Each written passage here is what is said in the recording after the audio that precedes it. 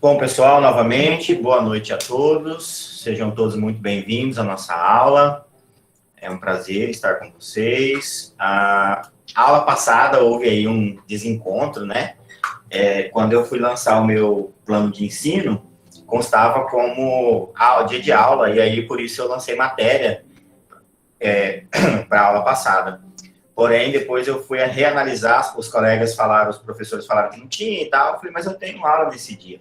Aí eu fui reavaliar lá a situação e vi que não era dia letivo, né? Por isso eu fiz uma readequação no meu plano de ensino, redistribuindo a matéria que seria da semana passada, tá? E reajustando aí o nosso calendário, tá? Para não ter prejuízo em relação à matéria da aula passada. Eu redistribuí ela, tá? Para ficar mais fácil para nós. Bom, então hoje é oficialmente, né, o nosso segundo encontro síncrono, tá? E aí eu já lancei hoje lá no sistema, lá no Cigar para vocês. No primeiro a gente falou, né, sobre as sociedades por ações, com aquela breve introdução, e eu lancei na nossa aula síncrona. Foi uma aula que não foi muito demorada, foi acho que 40 minutos, algo assim. E aí eu lancei também alguns vídeos auxiliares, né, um gravado por mim e outro que era de domínio aberto, além do material da aula, tá?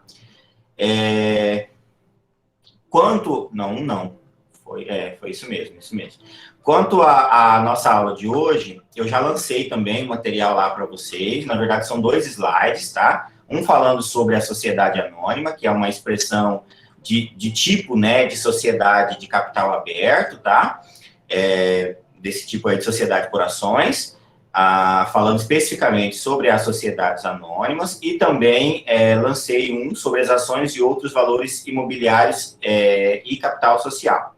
Sobre a sociedade anônima, eu já gravei a aula e ela já está disponível lá no Cigar para vocês assistirem, tá? Abordando o que é uma sociedade anônima, quais são as principais características, né? O que é que se leva em consideração, falando aí as principais questões relacionadas a ela, tá?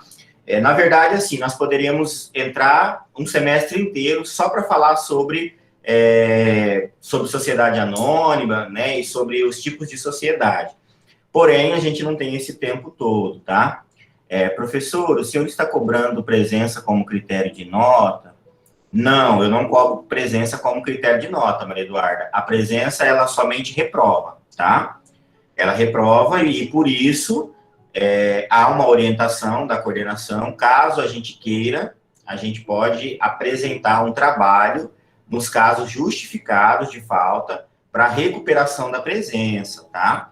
Então, a presença não pode reprovar. A coordenadora disse que não reprova.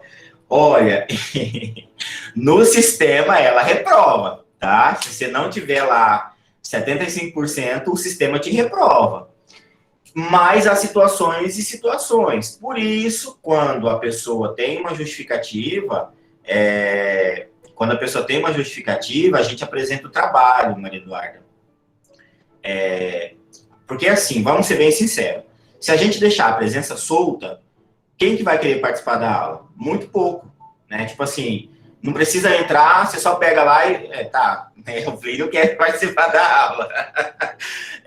Mas, assim, glória a Deus por isso. Fico feliz que vocês prestigiam bastante a minha aula e eu tenho um quórum de presença bem legal, né? Graças a Deus. Mas essa não é a realidade de todos os campos e de todas as matérias, pessoal.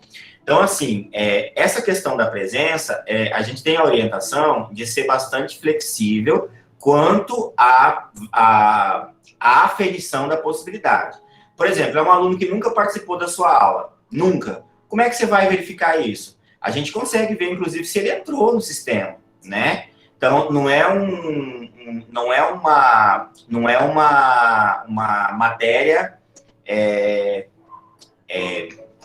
entre aspas, aí, para você fazer ela à distância simplesmente. Esse é somente um momento que nós estamos passando e que nós tivemos que nos adaptar. Não, mas a sua pergunta é boa, Maria Eduarda, eu gostei, né? É até bom para a gente esclarecer isso, né? Você está falando que não é que nenhum... que você quer esclarecer, né? Mas isso é interessante, por quê? A nossa orientação, inclusive, é o seguinte: vocês não reprovam praticamente nem nem por nota, tá? Nesses PSLs, a reprovação por nota simplesmente cancela a sua presença. É como se você não tivesse feito a matéria. Não consta lá como reprovado. Consta como se você não tivesse feito. Não há prejuízo para você. Mas a nossa orientação em relação... E também, assim, eu lanço para vocês as presenças. Inclusive, quando a gente lança no sistema, tem lá o cômputo normal de quantidade de presença, tá? Agora, se depois isso vai ser analisado e vai ser abonado ou não, aí já está além de nós, professores, aí já é acima, com a coordenação e a direção. Por isso, a direção nos deu, junto com a coordenação, um caminho. Que caminho é esse, professores? Vocês têm que dar pelo menos 1 hora de aula presencial por semana, precisa ter esse encontro. E quem faltar, né, por algum motivo, quem faltar por algum motivo, passa um trabalho para que eles façam e abonem a falta, tá? Então, essa foi a minha adoção, desde o PSL 2, o 3, e agora, esse que nós estamos fazendo agora, eu tenho feito dessa forma, tá? Agora, óbvio, né, que se chegar no final da nossa disciplina e o aluno não alcançou a média de presença necessária, ele vai ter que fazer um requerimento e a coordenação e a direção vai decidir. Eu, né, por mim, vou seguir o que está ali no sistema, tá? Porque assim, a pessoa pode assistir o vídeo depois, né? A pessoa pode entrar pelo YouTube, o meu vídeo fica aberto no YouTube, né? Sem nenhum problema, tá? Mas quem é de outro campus, como eu, tem que entrar em contato com a coordenação daquele... Não vai nem precisar entrar em contato, Fernando, porque você vai estar presente em todas as minhas aulas, né? Conta com isso. Isabela, você quer falar? Pode abrir o vídeo.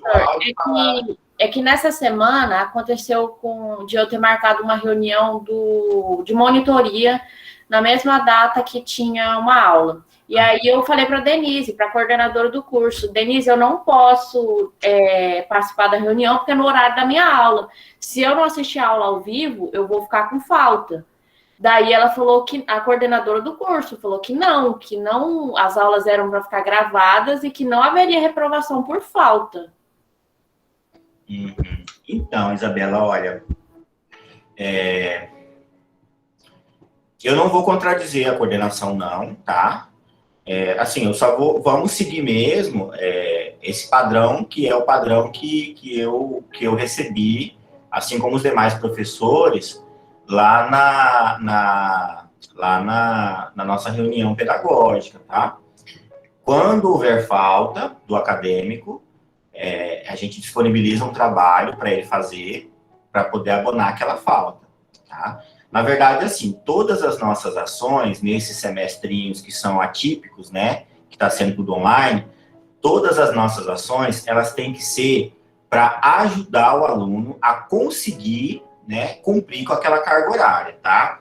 Então, óbvio, né, que se eu dispuser um trabalho para você fazer, por exemplo, né, partindo aí do princípio da boa-fé, da minha parte, da sua também, você vai fazer o trabalho e nós vamos abonar a falta. Agora, eu não sei como fica aquela situação do aluno que realmente não aparece na aula. Eu tenho matérias que eu já dei essa semana a terceira aula e o aluno não apareceu ainda, né? Eu lançando as presenças no SIGA, se o sistema reprovar, aí ele vai ter que entrar em contato com aquela coordenação para resolver. Respondendo aí a Fernanda, neste caso, Fernanda, você entra em contato com a coordenação do campus de Diamantino, que é o campus que está regulamentando a disciplina onde você está matriculada. No caso, você está fazendo essa disciplina pelo campus de Diamantino, então entra em contato com o campus de Diamantino, né?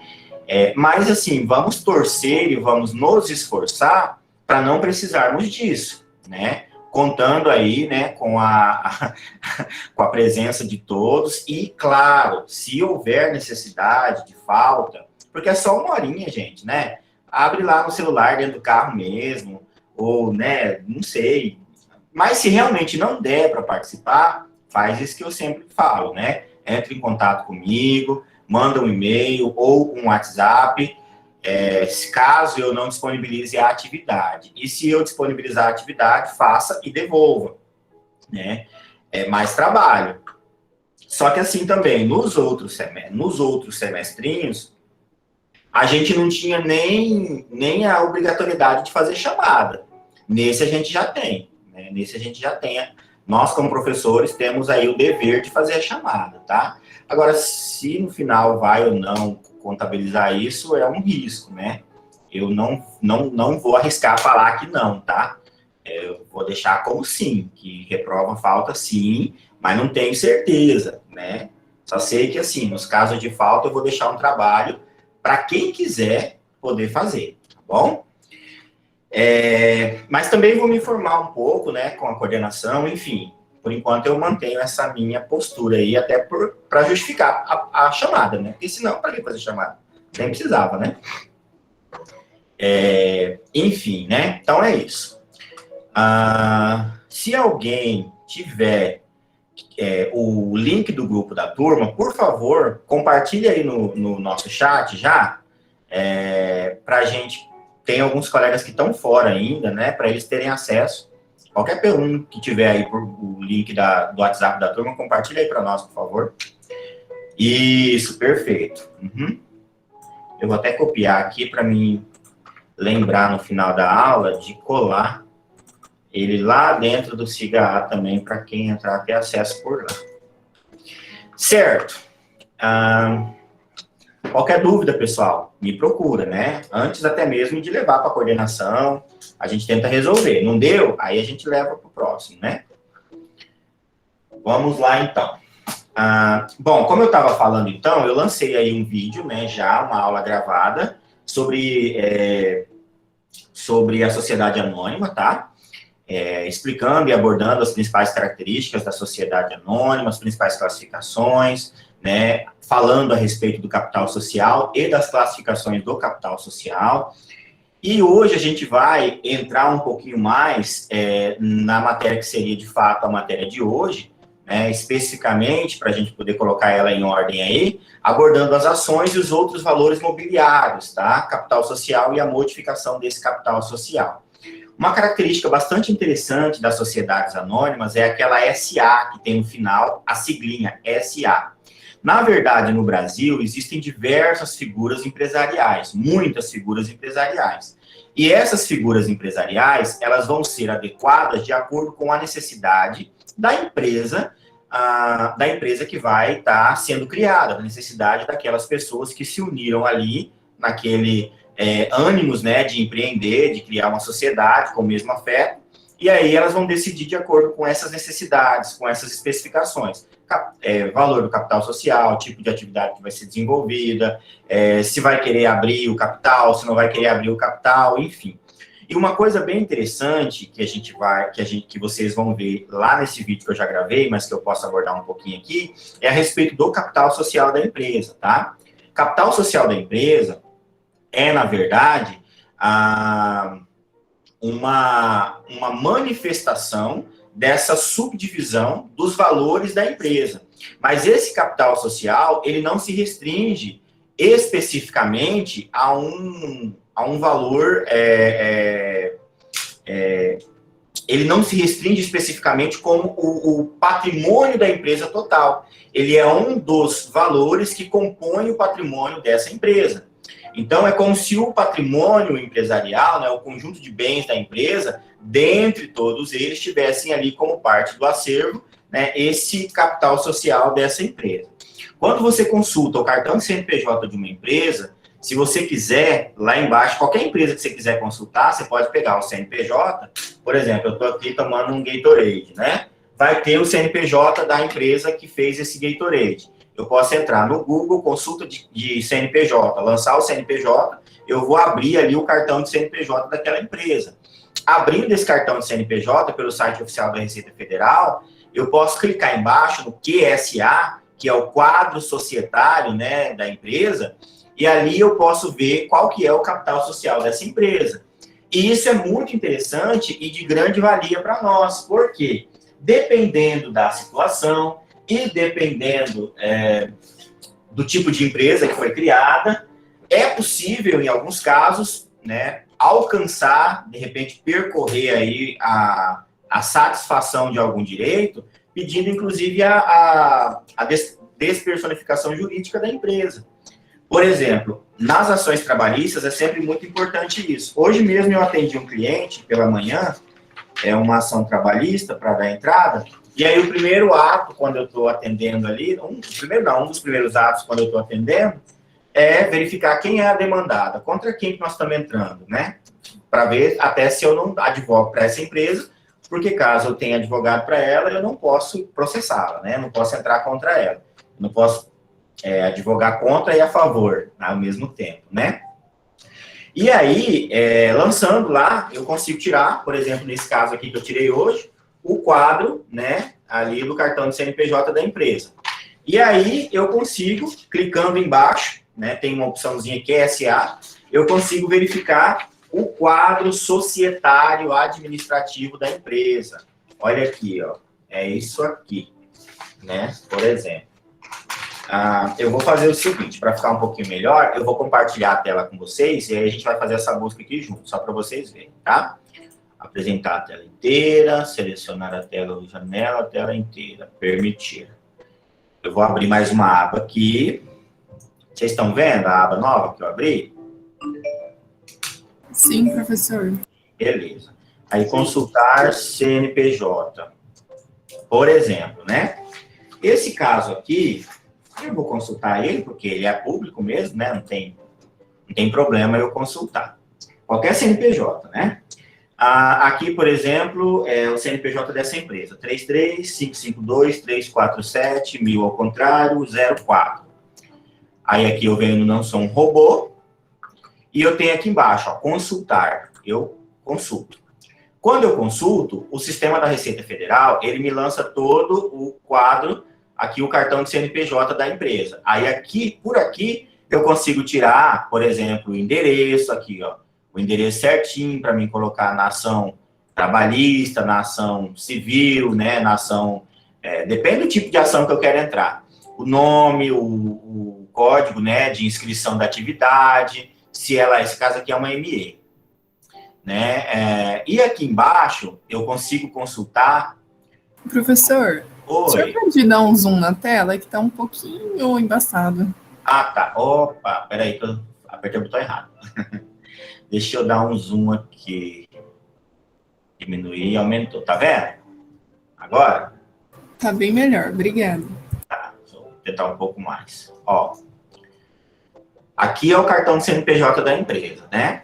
No caso aqui vem o nome fantasia, que é o nome mais conhecido, o porte, que é uma ME, o CNAE dela, que é o tipo de atividade que ela desenvolve, né? O tipo de sociedade, a sociedade empresária limitada, o endereço, se eu quiser notificá-la ou mandar para a justiça, enfim, a situação dela que está ativa, desde quando ela está ativa.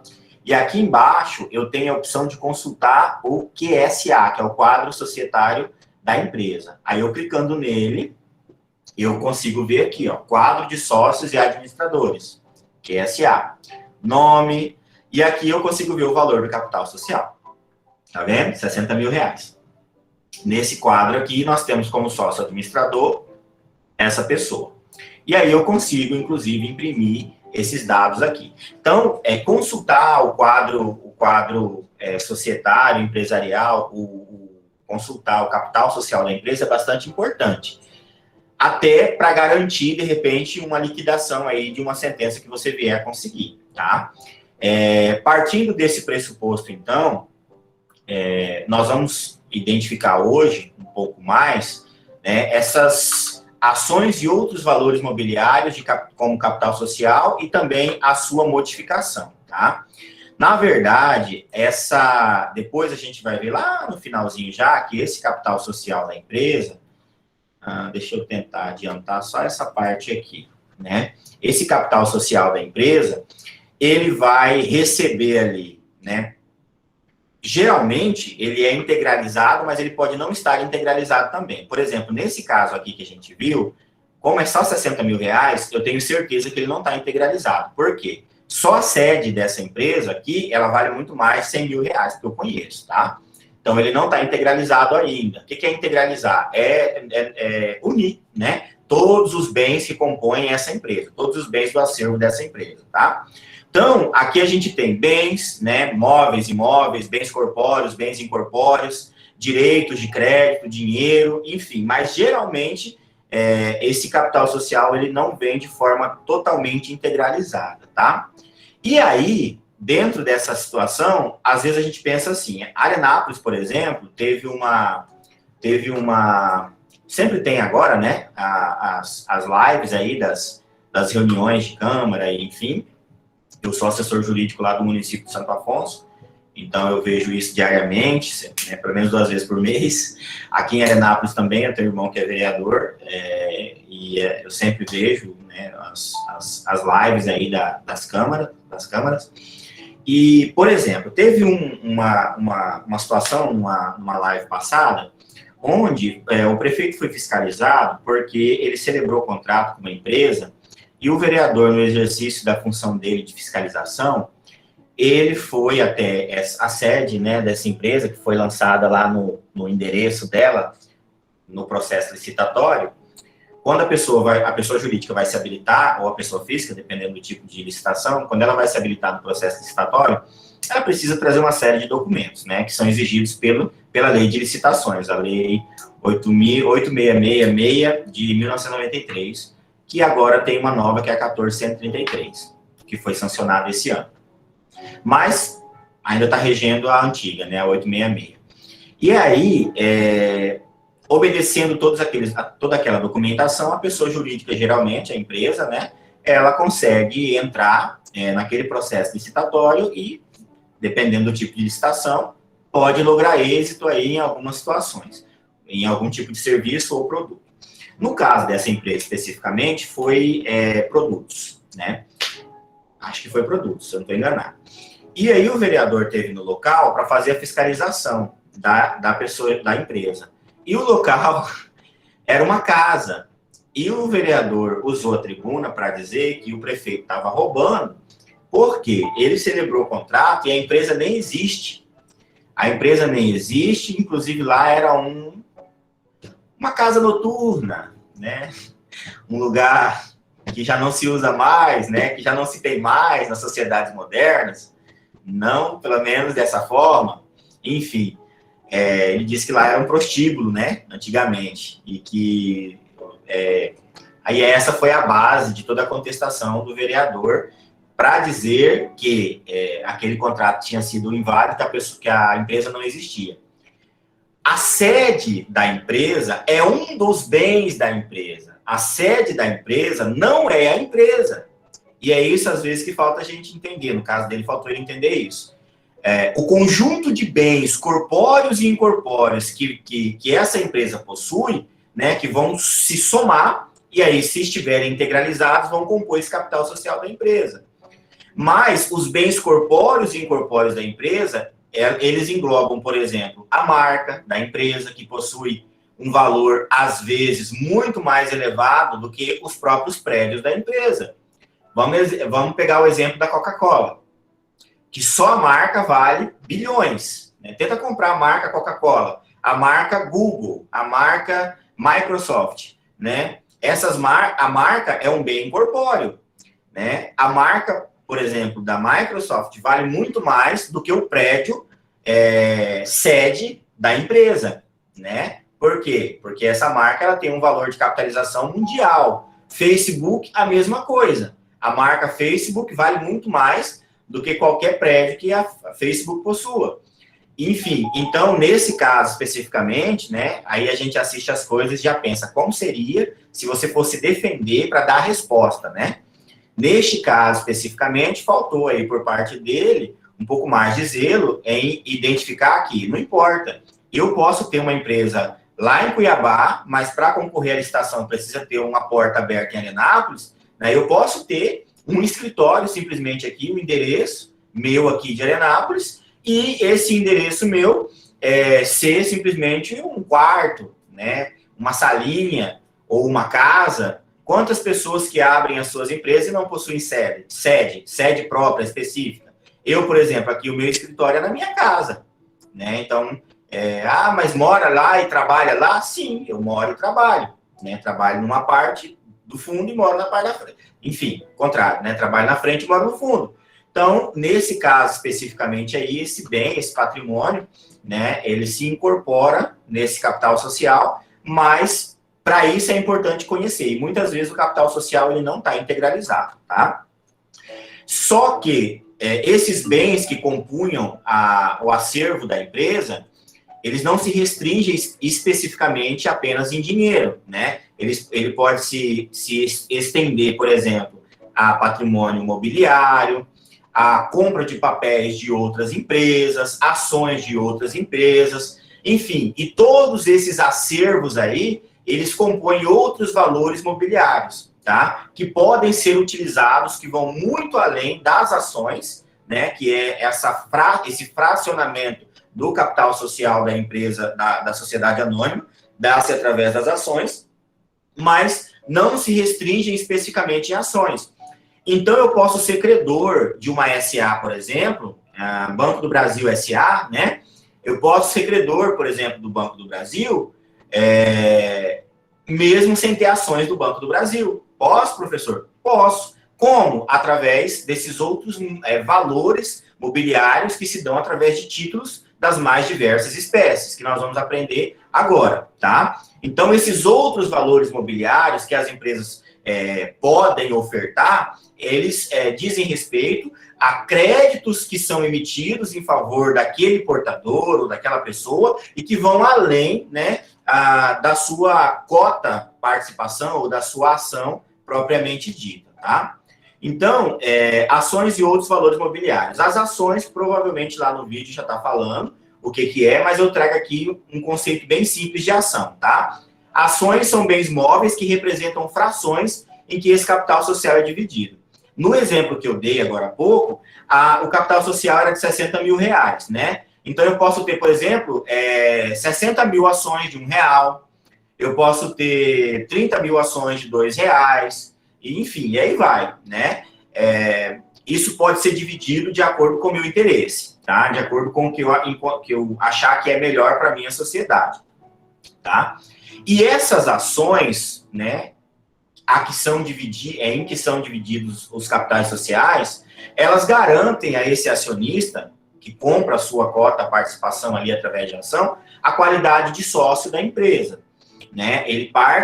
Agora ele participa da empresa como um sócio. E aí, dependendo do tipo de ação, né, se é uma ação aberta, se é uma ação fechada, isso também eu falo lá no slide anterior, que eu lancei para vocês, dependendo do tipo de ação que esse acionista adquiriu, ele vai ter direito a voto, outros tipos de ação ele não vai ter direito a voto, e isso é bastante utilizado, né, hoje, quando a gente fala de empresas que querem lançar o seu capital no mercado, porque o fracionamento do capital social e outros títulos, né, outros valores mobiliários, eles têm essa função, né, seja de capitalizar a empresa, por exemplo, Facebook, quando ele se capitalizou por último agora, foi quando ele lançou no mercado de capitais as ações, né, que antes eram fechadas. E ele lançou e alcançou lá a fração de não sei quantos bilhões de dólares, né? Porque a Vale do Rio Doce, a mesma coisa, que era uma empresa estatal e depois ela foi privatizada, né, e as suas ações foram ofertadas no mercado. A Petrobras, a mesma coisa, a quantidade de ações que foram ofertadas no mercado, para trazer para dentro da empresa uma capitalização, né? E, além da capitalização, gerar estabilidade, gerar tranquilidade para os investidores, mais estruturação da empresa, enfim, são muitos os motivos, né? E essas ações, você pode adquirir elas, inclusive, pessoal, pelo próprio telefone, né? Eu, por exemplo, comprei umas pequenas ações aí de uma empresa que estava sendo disponibilizada no próprio aplicativo do Banco do Brasil. Então, ali no aplicativo do Banco do Brasil, ou do seu banco, enfim, você consegue ver como é que está as flutuações, as propostas de mercado, ou algumas pessoas, inclusive, pagam programas hoje em dia, né, que são robôs, para poder monitorar a evolução do mercado de capital e investir nesse mercado, tá? Então, essa quantidade de ações que vai ser dividida aí o capital social da empresa já vem pré-determinada no Estatuto Social da empresa, tá? Por exemplo, quando eu fui criar o Estatuto Social do meu escritório, eu já descrevi quantas ações eu ia ter, né? Porque isso reflete dinheiro, né? Quanto que eu tenho de capital social e em quantas frações esse capital social vai ser dividido, tá? E aí elas podem ter suas classificações como nominativas ou escriturais, de acordo com a forma que ela vai ser dividida.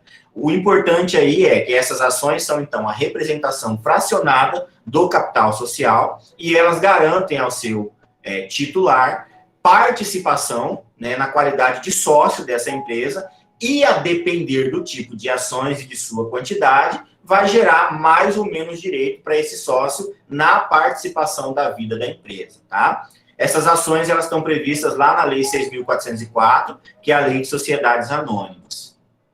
E aí eu trago para vocês um modelinho de uma ação, né? É uma ação antiga, mas eu tive notícia por um aluno meu que trabalha lá no Bradesco, inclusive, que as ações ainda aparecem com esse desenho, né, no fundo aí, né? Essa aqui é uma ação do Banco do Brasil, uma ação antiga. Você vê que ela é de... cadê a data dela? Não estou nem achando. Aqui, 87. Eu tinha acabado... Não tinha nem nascido ainda. Faltava um mês para eu nascer. Essa é uma ação ordinária. Tá aqui, ó. Ação espécie ordinária, nominativa. Para esse tal Humberto Martins. No valor aí de 14. São 14 ações no caso. Lançadas em 1º de junho de 87. Antigamente, essas ações eram assim, você ia na empresa, comprava a ação e recebia um papel, né? Esse papel era a sua ação.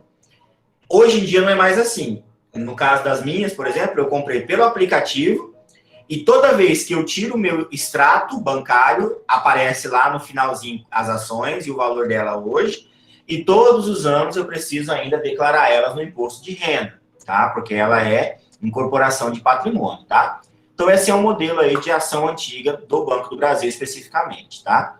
Esse fundo aí, ó, é um fundo do prédio do Banco do Brasil, da sede do Banco do Brasil, inclusive eu tive nele. É bem interessante, onde tem um museu. Esse é um modelo de ação ao portador, antiga, tá? Também, ó.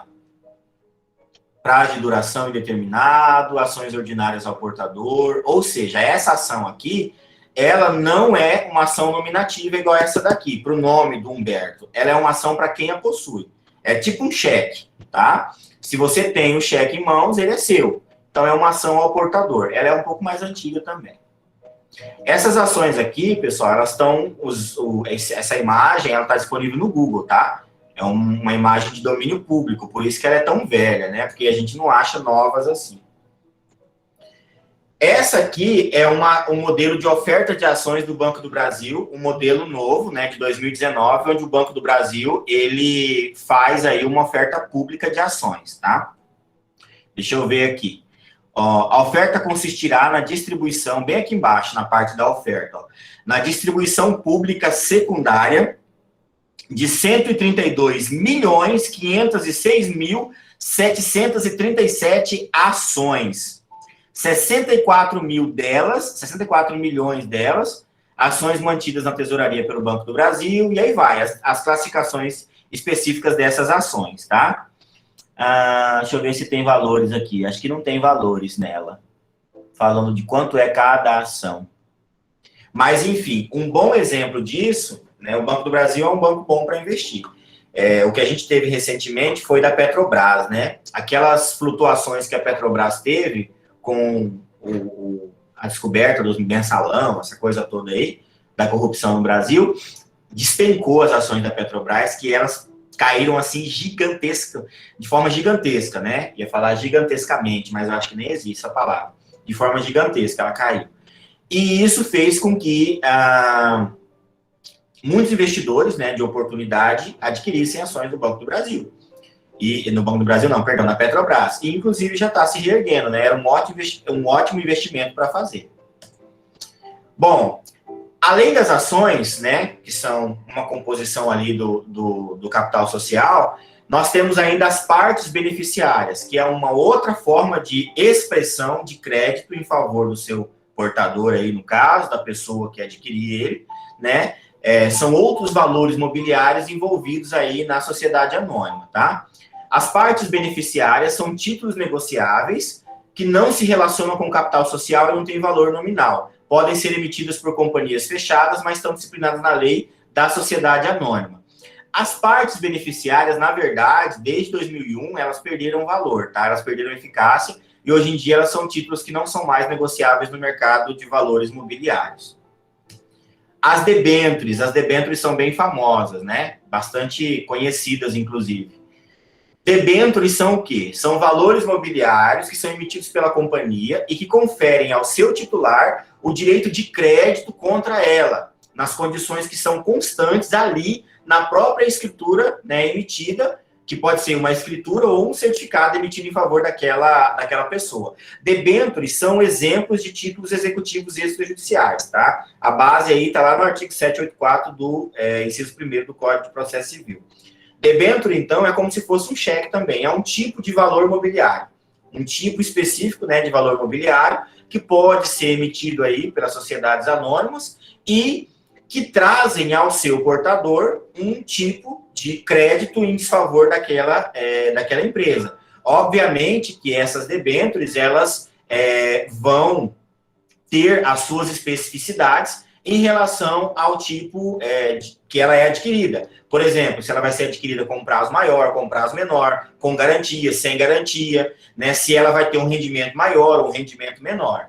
Então, ela garante ao seu titular um direito de crédito contra a companhia, né? Ela não está relacionada especificamente ao capital social, mas ela também é regulamentada pela lei que regulamenta o capital social, que é 6404, tá? E existem, quanto às debêntures, 4 tipos de debêntures específicas, tá? A debênture com garantia real, a flutuante, a quirografária e as subordinadas ou subquirografárias, tá? Essas debêntures que se variam de acordo com o seu tipo, elas vão variar em relação à sua própria especificidade. Por exemplo, a debênture com garantia real, ela vai ser um pouco mais cara e vai ter um pouco menos de vantagem, né? Se você ganha, sei lá, 0,2% em uma debênture flutuante, né, na debênture com garantia real, você vai ganhar 0,1%. Mas depende do tipo de empresa que está fornecendo essa debênture e também da oferta de mercado, né? Ah, professor, mas a debênture não tem que ter um valor próprio? Toda debênture tem que valer a mesma coisa? Não, né? A debênture, o Banco do Brasil pode emitir, por exemplo, uma debênture valendo tanto e o Banco Bradesco emitir outra valendo tanto, né? E ofertar aí essa debênture aos seus investidores com mais ou com menos garantias, depende da necessidade dele, né?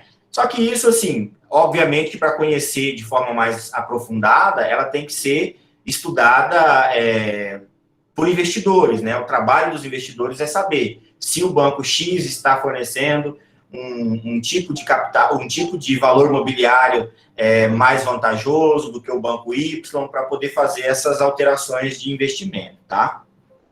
Vantagens da debênture dessas companhias. Por que é vantajoso essa debênture e a companhia? Se ela pode também, por exemplo, fracionar o seu capital social, se ela pode emitir, né, no mercado público aí a oferta de compra de ações, né? Por que a debênture é vantajosa? Porque ela permite fracionar esse valor, né, que se pretende alcançar e capitalizar. Por exemplo, se ela pretende capitalizar R$1 milhão, ela pode emitir 100 mil debêntures, cada uma pelo preço de R$10. E ela não tem que estar, né, fracionada lá no capital social, como no caso das ações, que tem que estar prevista lá no capital social, não, perdão, ela tem que estar prevista lá no estatuto da empresa, né? Diferente dessas ações, ela não precisa dessa previsão no estatuto da empresa e ela pode ser fracionada em muitas, né, para poder alcançar aí a capitalização que se pretende com aquela empresa, tá?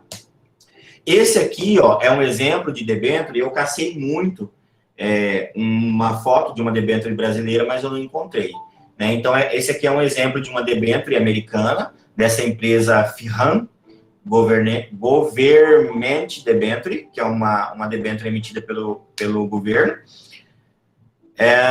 de Public Laws Act 1871. Exatamente, 1871 ela foi emitida. Fevereiro, não tem o dia, não dá para ler o dia aqui especificamente que ela foi emitida, tá? Debenture número 46, tá vendo? Preenchida à mão ainda, ó. Bem antiga. Esse aqui é um modelo de certificado de debenture, tá vendo? Ele já parece um selo, ó. Essa aqui é tipo um diploma, uma cédula, um papel, uma carta, né? Esse aqui já é um certificado. Essa aqui é da Eletrobras, tá? É um outro tipo de debenture, mas através de selo. Aqui nós temos um exemplo maravilhoso, que foi quando a Vale ofertou aí R$1 bilhão em debentures para serem adquiridas pelo mercado de investidores, tá? Então, o prospecto que eu peguei lá também está disponível. 1 milhão de debentures para investimento. A Vale estava praticamente quebrada, né? Na época era uma das maiores mineradoras do mundo. Aqui nós temos um exemplo também de debenture da Telecom, Companhia de Telecomunicações do Brasil Central. R$293.985.000 em debentures. Professor? Oi. Eu cheguei um pouco atrasado, mas você até falou. Esses debêntures, a gente compra esses debêntures dessas empresas para depois resgatar com juros mais na frente? Como funciona isso? É um tipo de investimento que você faz com a empresa. A empresa, ela, por exemplo, você tem lá R$1 milhão, e aí você vai procurar um investimento para fazer. Aí você vai lá no Banco Bradesco, conversar com seu gerente e fala, fulano, eu tenho R$1 milhão aí para investir, o que você tem de bom para mim? Ele vai apresentar o que ele tem de bom para você. Olha, eu tenho ações, né, que estão disponíveis no mercado de capital, eu tenho debêntures que estão com preço bom, eu tenho bônus de subscrição, enfim, ele vai ofertar para você os tipos de valores imobiliários que ele tem para investimento. Depende muito, né, do tipo de investimento que você quer fazer. Mas no caso das debêntures, por exemplo, é como se fosse um cheque que a empresa está te dando. Você botou R$1 milhão lá, comprando debêntures do Bradesco, que é o exemplo que eu estou te dando aí, para resgatar com um prazo X, e essa debênture, a depender do tipo de debênture que você comprou, ela vai te dar um retorno, né, de juro, de correção, enfim. E aí, uns você vai investir com mais risco, outra com menos risco. E aí você vai ganhar mais ou menos, dependendo do seu investimento e da sua sorte em relação ao mercado de capital. Vamos pensar que descobre uma fraude bilionária no Banco Bradesco, depois que você investiu. O valor das ações dessa empresa despenca, o poder de pagamento dela despenca junto, e com isso você tem um título na mão para cobrar futuramente, e você tem um risco de não receber. É um risco que o mercado de capital oferece, né? Então, se você vai comprar lá do Banco Bradesco, por exemplo, R$1 milhão em debêntures, nesse exemplo aqui, só que assim, isso depende muito do que o mercado, do que a empresa está ofertando, tá? Não é que você vai chegar lá e vai ter debênture à disposição o tempo todo. Aqui às vezes o cara ganha um juro comprando debênture? Funcionaria assim? Você pegaria tipo um cheque, mas em juros seria? Tipo uma troca de cheque, trocar cheque assim. Você está emprestando para o banco dinheiro, investindo nele, e você recebe um papel em troca.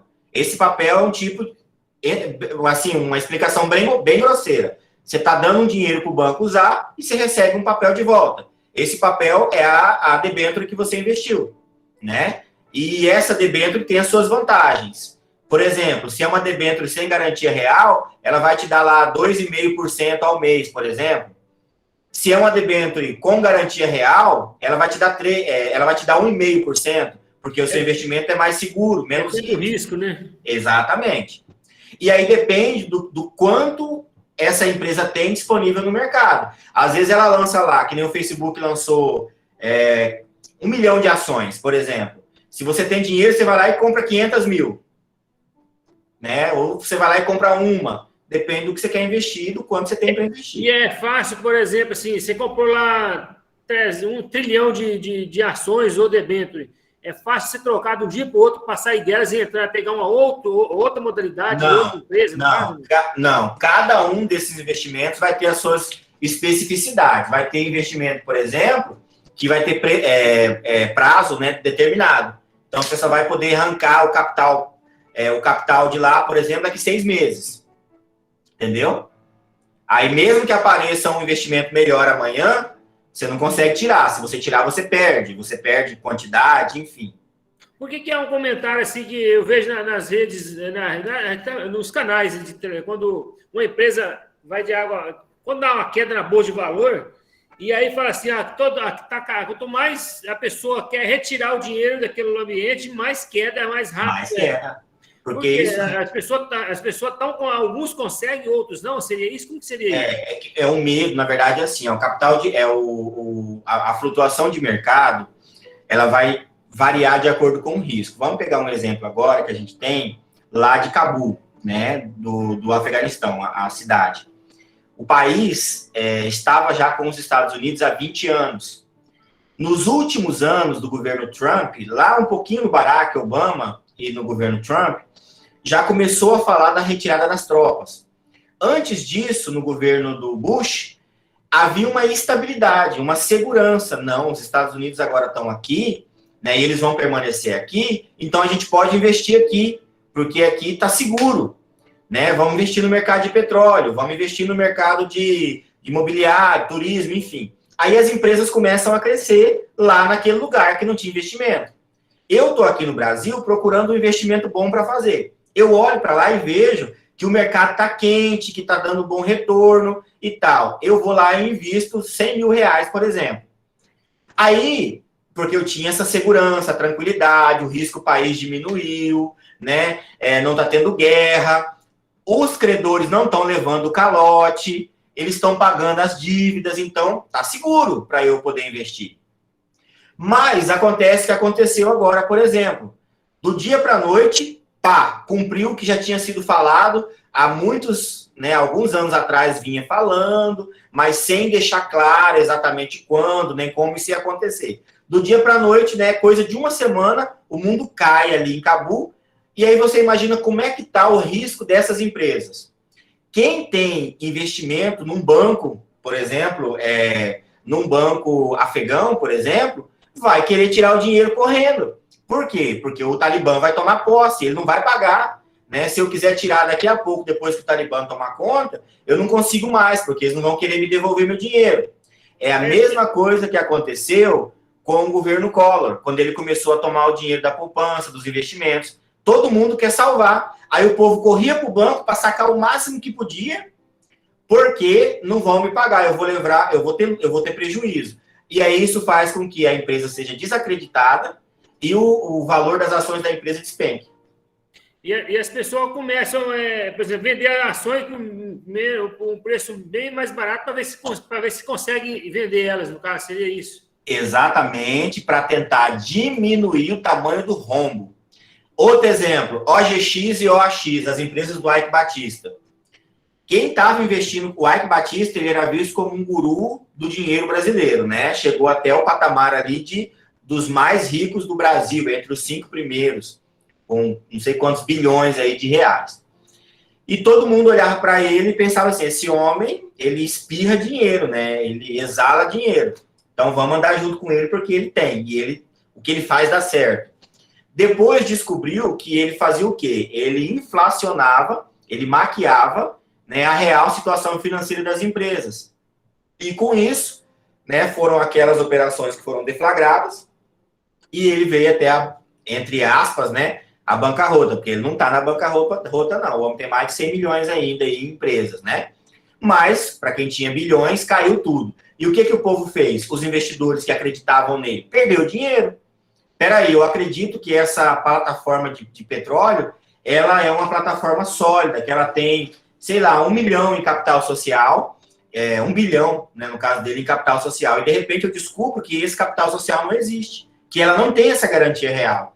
O que eu quero fazer? Correr para salvar o meu. Senão eu vou perder, né? Que é o que aconteceu com um monte de investidor dele. Perdeu dinheiro. Aí outros fazem o que nessa hora? Quando o trem está descendo, o avião está com o bico para baixo para cair, corre lá e compra baratinho. Porque tem empresas que vão conseguir se reerguer. E aí, quando ela se reergue, por exemplo, a Vale, a Petrobras, aí você cresce junto com ela. Porque o seu investimento que você pagou, sei lá, R$1 por debênture, R$1 por ação, de repente está valendo lá, sei lá, 5 mil, né? 6 mil, por exemplo. E aí vai. Assemelha-se um pouco aí às compras de valores financeiros por mercado de moeda virtual, né? Quando o Bitcoin começou a ser vendido, ele era baratinho, custava centavos. Aí ele foi crescendo no mercado, as pessoas foram acreditando, ele foi se incorporando, foi tomando corpagem, robustez, e hoje está custando, sei lá, não sei nem quanto, 30, Esse 50 Bitcoin mil reais. é uma moeda real mesmo, assim, virtual, ou é apenas uma pirâmide, tipo essa Netflix, esses outros negócios aí, professor? A diferença do Bitcoin para a Telex Free, para esses outros, é a regulamentação, né? A regulamentação... Telexflix, eu falei errado. Eu falei Netflix, né? Não é Telexflix. A regulamentação dos Bitcoins, eles geram essa garantia para o mercado, né? É muito diferente da Telex. Não é uma pirâmide, é um dinheiro virtual real, no caso. É um dinheiro virtual, não é uma Telex Free, um Bebom, esse trem aí que já quebraram. Alguém levantou a mão aí. E tem lastro para isso aí, professor, esse dinheiro? Tem lastro. A garantia, Davi, a garantia sabe qual que é? Aí eu peço lá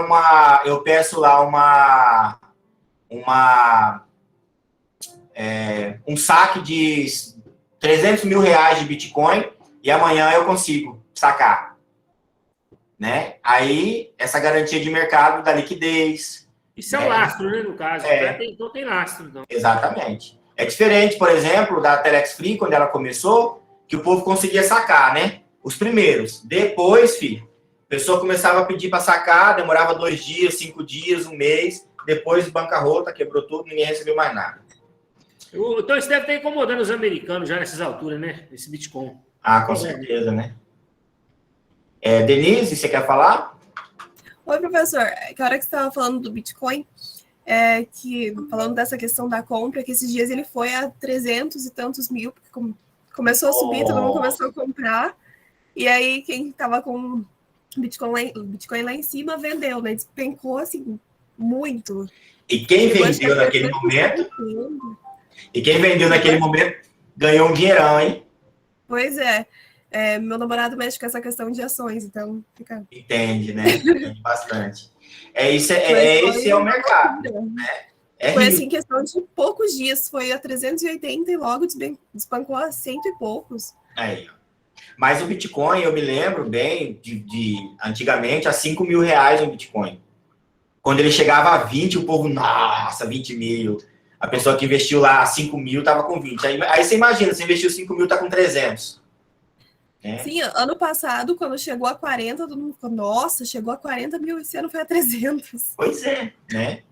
E é uma moeda que tende a crescer, que é uma moeda que não envolve papel, né? É uma moeda que tem até aí uma possibilidade de universalização, né? Enfim, e é um caminho que a gente segue, tá? Né? Não é fazendo alusão àquela novela do Apocalipse, não, lá, que eles tinham uma moeda universal, mas é para esse rumo aí mesmo, né? Felizmente ou felizmente, o euro tentou fazer isso na Europa e aí vai. Outro tipo de... Nós vamos avançar só um pouquinho, tá, pessoal, para a gente terminar a matéria de hoje. Outro tipo de valor mobiliário é os bônus de subscrição, tá? Esses bônus de subscrição, eles também garantem aos seus titulares, aos seus investidores, o direito de subscrever ações quando tiver um aumento autorizado de capital social, né, conforme pré-disponível lá no Estatuto Social. Então, o Estatuto da empresa, ele vai prever quando que esse capital social pode ser modificado. Então, vamos pegar um exemplo de uma empresa que tem uma previsão de que o Estatuto Social, de que o capital social da empresa pode ser aumentado ou integralizado dentro de 2 anos, ou a depender da demanda, enfim, com uma cláusula específica lá de condição. Quando essa empresa possibilitar esse aumento, quem detém os bônus de subscrição vai poder comprar, né, com preferência e subscrever essas ações. Por exemplo, vamos pegar um exemplo aí agora da Azul, né? A Azul, se ela emitisse bônus de subscrição, eu queria comprar. A Azul, se eu não estou enganado, já comprou, está comprando. Não, perdão, a Azul não, a Avianca. Está comprando a... Não, acho que é a Azul mesmo. É uma dessas duas aí. Elas estão comprando a Latam, né?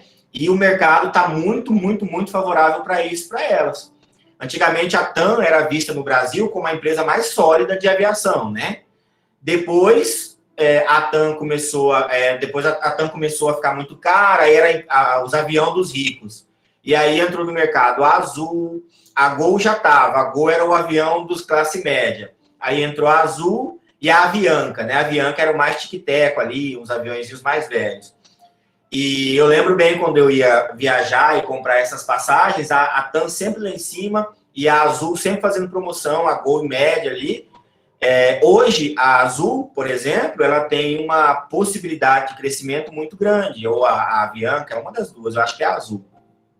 E aí ela emite esses bônus de subscrição que você adquire, né, você paga por isso, para ter direito a, quando esse capital social ele for aumentar, a comprar, a investir, né, nessa empresa com mais segurança.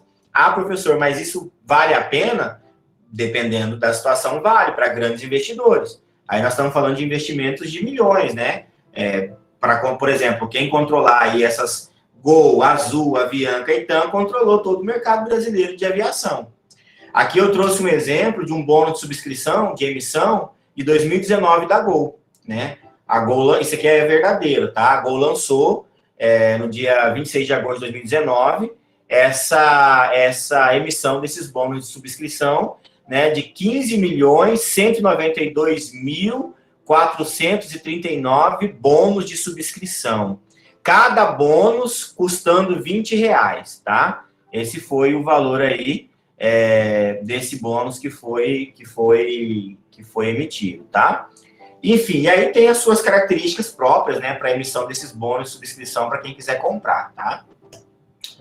Além dos bônus de subscrição, além das debêntures, além das ações, tem também os commercial papers, tá? Que são papéis comerciais. São um tipo de nota promissória, mais ou menos, que servem para essa captação de recursos também no mercado de capitais, que vai ser restituído aos investidores num curto prazo. A diferença aí entre as debêntures, por exemplo, que também são um tipo de título de crédito aí, né?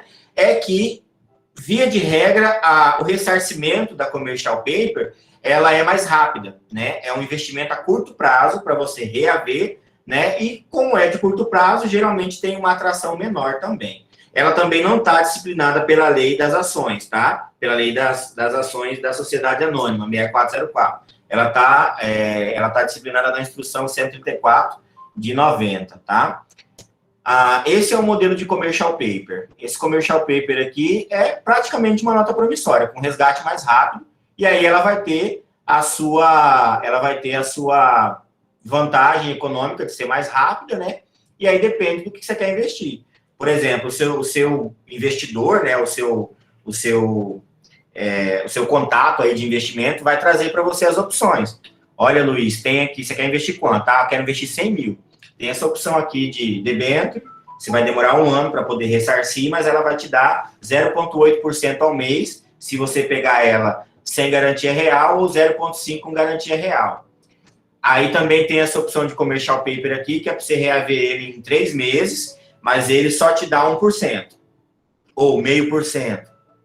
E aí vai, né? Ou a empresa fulana de tal, ela tá com capital aberto aí para poder aumentar, segundo o estatuto dela, no ano que vem. Você não quer comprar aí, né, você quer comprar aí um bônus de subscrição para você investir nela? É uma opção, né? E aí vai depender do que você quer investir, do risco que você quer correr, da forma que você quer entrar, né? Aí aqui é um modelo de commercial paper americano, da Union Commercial Paper Company. É um modelinho antigo deles, tá? E esse aqui é um modelo mais novo. Enfim, Em relação à modificação desse capital social, né, da empresa, ele é um quantificativo, né, do patrimônio que aquela empresa, que aquela pessoa jurídica possui, e o que permite que ela assuma responsabilidades no mercado. Por exemplo, fazer empréstimos com o governo, emitir esses documentos também, ter autorização para emissão de bônus de subscrição, enfim, para ter permissão para lançamento no mercado de capitais, para abertura do capital, né?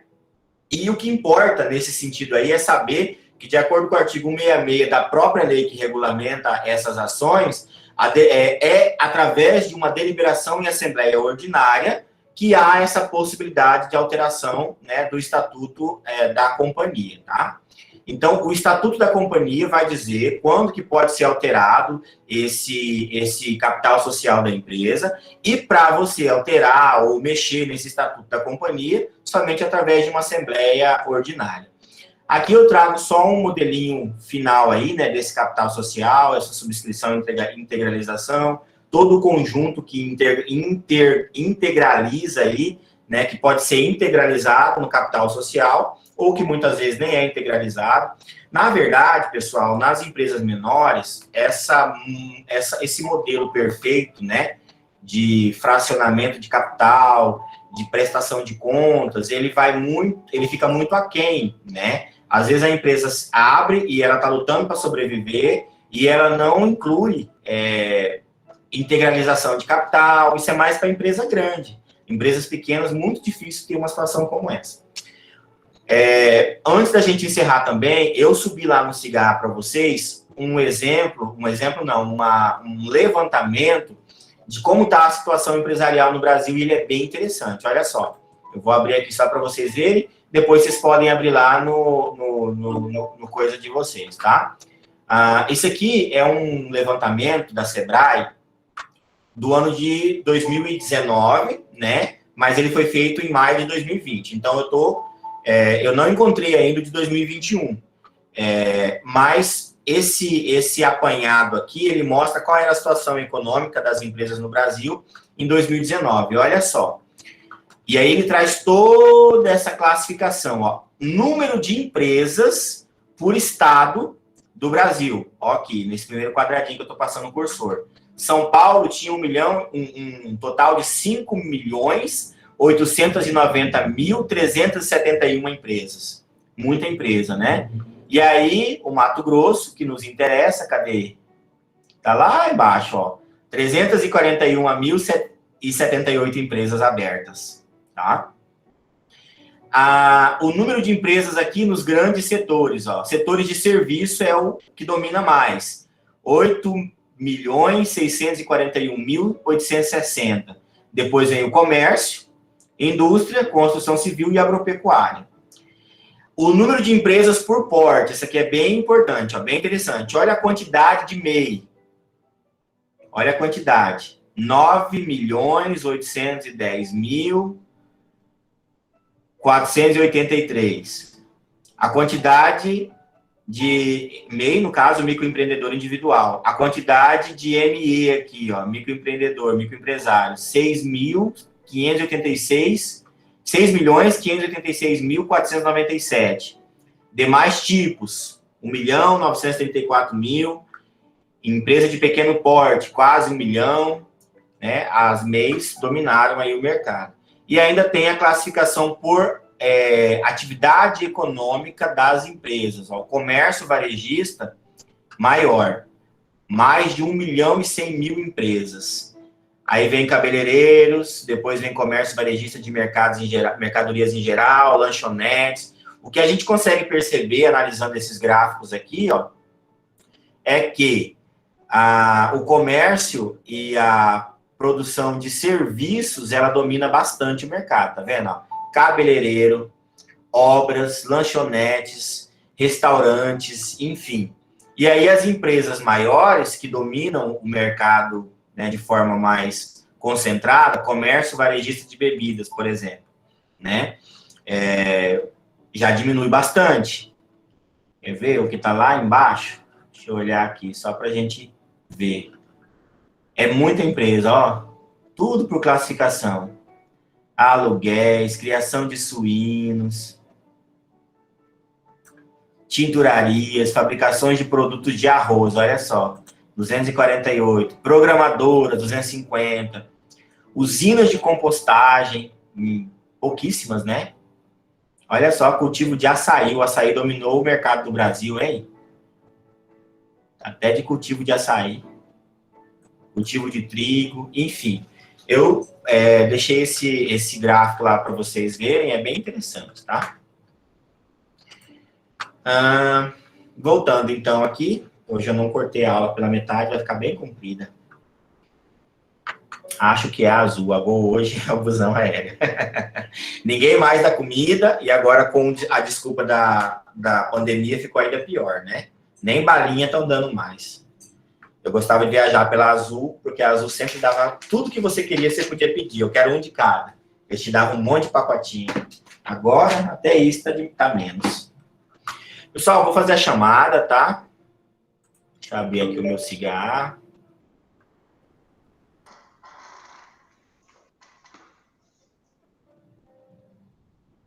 Alunos, lançar frequência.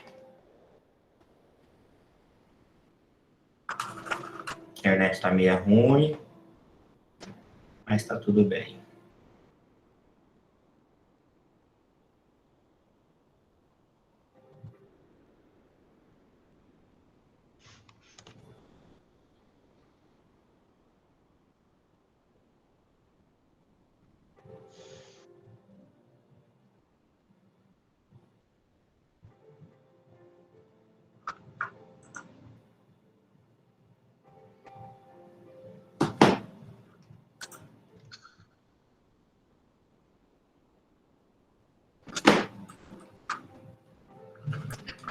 Acho que eu vou parar a gravação, porque senão fica muito longo com a chamada, né? Não precisa da gravação na chamada.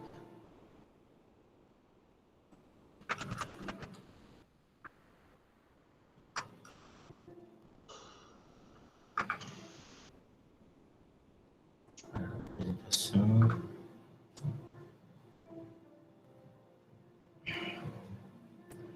E parar a gravação.